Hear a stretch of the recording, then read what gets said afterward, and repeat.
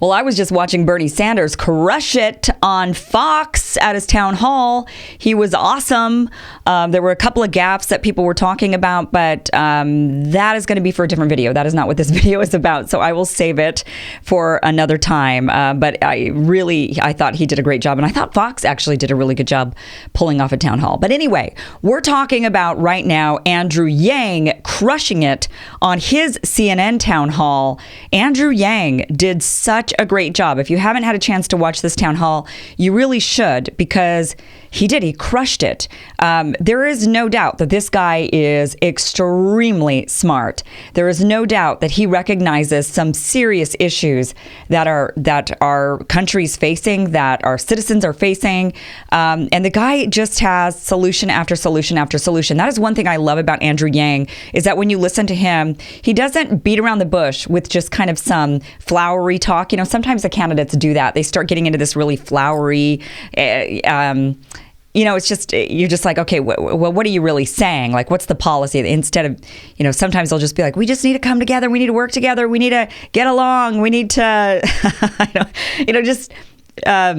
non-solutions. And Andrew Yang is not like that at all. He's actually a guy with a ton of solutions. So, of course, his big thing is universal basic income.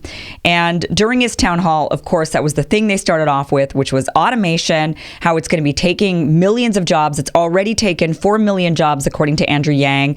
And truckers are going to be really hit hard here really soon when automated driving happens.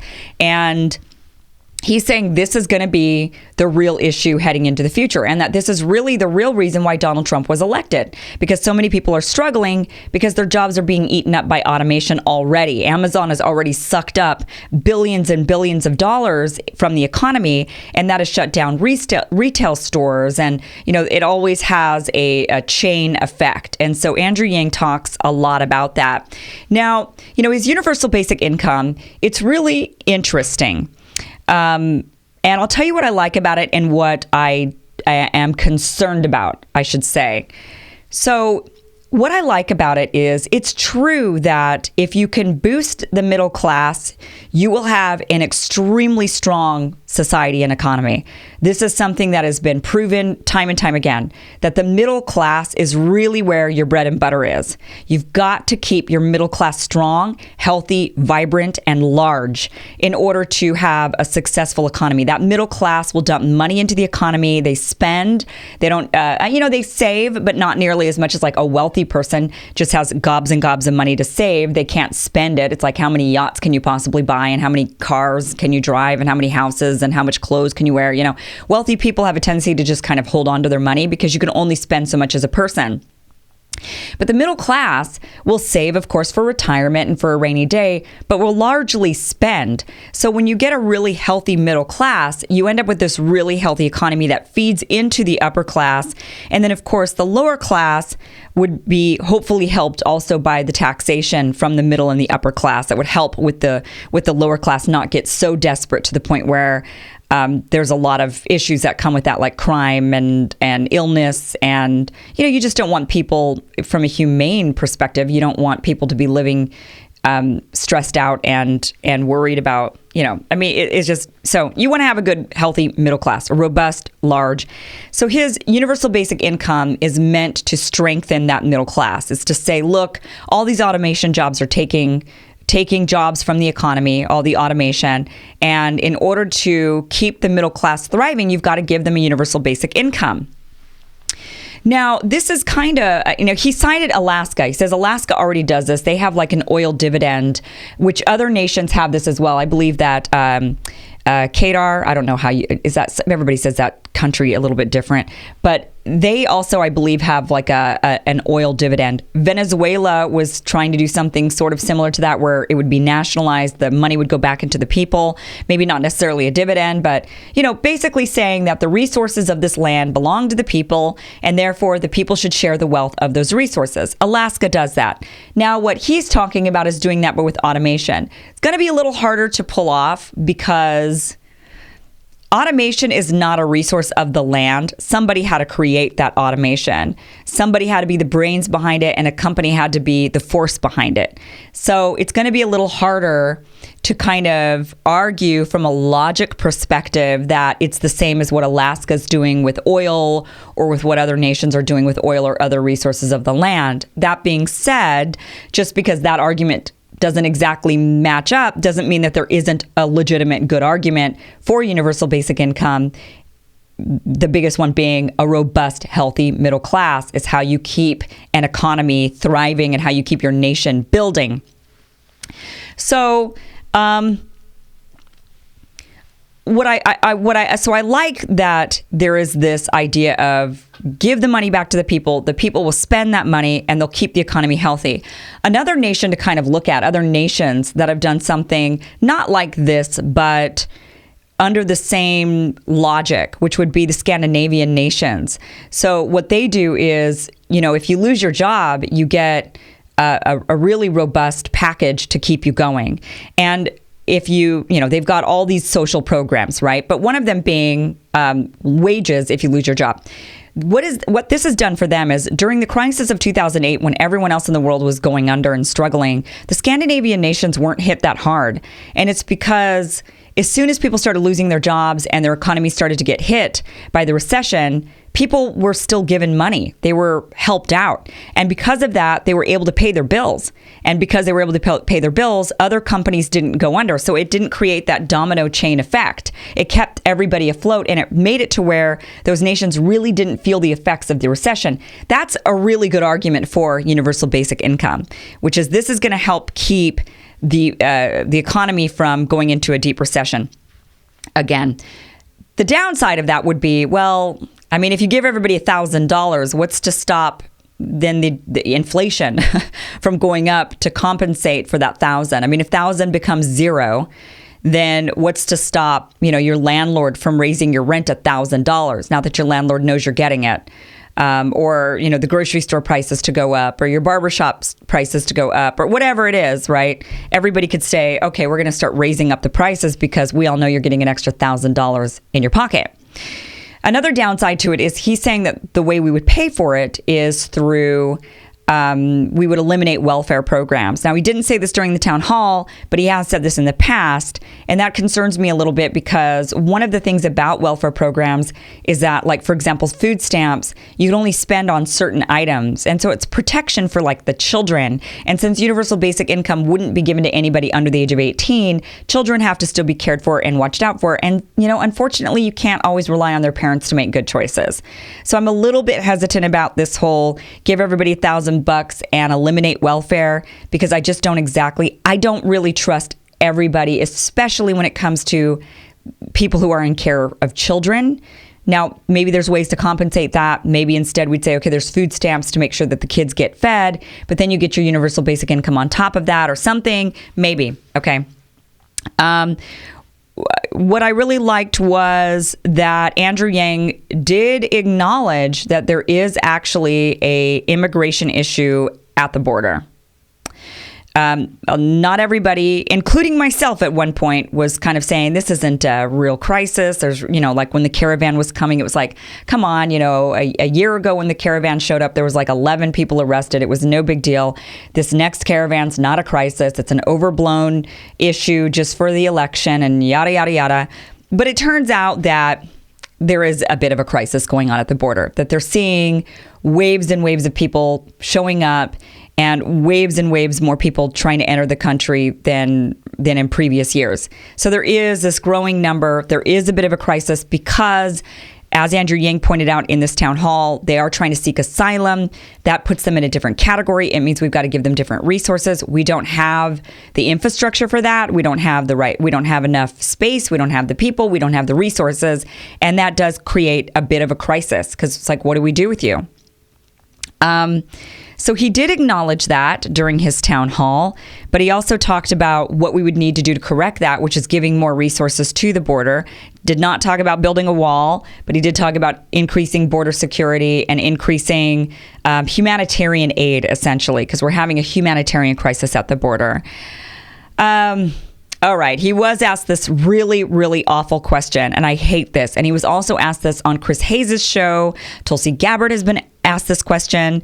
White nationalists, why do you think they're supporting you? Where do you think that comes from? This is a question that should never be asked of anybody. I don't know why white nationalists would support you. It's like, look, why don't you just turn around and ask Amy Klobuchar? I'm sure that there's like some rapists who are in prison who might like you as a candidate, or child molesters who think you're the greatest one. Why do you think that is? I mean, why are we asking candidates these questions to say, okay, well, we're going to judge you now based on the morals of the people who like you, even though there's way more people besides white nationalists who like Andrew Yang. So yeah, maybe they do. Maybe they do like him. Maybe they like him for the fact that he is paying attention to the white working class when so many of the other candidates are calling racism all the time. Maybe he's saying, hey, listen, we got a real problem. And it's kind of this, the bulk of the middle class has been white working people, and they're the ones who are suffering. And we've got to kind of own this and legitimize it and talk about a solution for it. Maybe that's why they like him. Not because he's a white nationalist. And to kind of imply that by asking that question is, again, it's kind of like, hey, Beto, why do you think this murderer likes you? Oh, what do you think? What's up with that? We're not asking people these questions. We shouldn't be asking them these questions. It's really, really crazy. Not only that, but, look, white nationalists are Americans too. And so are the murderers, and so are the rapists, and so are the child molesters, and they get to vote.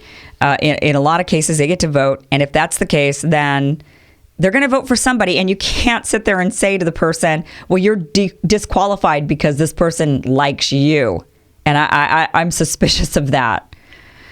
That was a real low point of the town hall. He did talk about decriminalizing heroin, opioids, and cannabis, but not decriminalizing cocaine, which I thought was interesting. He says that cocaine has different effects, different traits for the addiction traits, but opioids need to be treated, and cannabis, he was saying that should be legalized completely, and opioids. And, his reasoning for opioids I thought was really interesting, because he was talking about people aren't even willing to seek treatment because they're afraid that they're going to be arrested for the use of the opioid. And that is part of the crisis. So I think it's really smart to decriminalize. I wasn't so sure about heroin, but he actually convinced me on that. He did, with his whole, hey, people aren't even going to be treated because they're worried about being jailed for using the drug instead. And I think that in and of itself, okay, he sold me. I think we should decriminalize heroin as well. I just thought Andrew Yang, what I loved about him was he's got solutions. He's very, very smart. Even when asked questions like about military intervention around the world, his answers are not emotional. Now, that could come as a downside to some people. His answers are largely logical. He thinks things through, and he says, hey, listen, we're really bad at building, and we're really bad at rebuilding. We can't even rebuild Puerto Rico. So what makes us think we can march into some other nation and rebuild them? It's not a good idea. We shouldn't do it. And I like this, because he actually is approaching something that I feel, I don't want us having these military interventions around the world anymore. I've got different reasons for it. It's not because, we suck at rebuilding. But I do think that the logical point he's using is something that maybe a lot more people would agree with. And they would say, yeah, okay, you're right.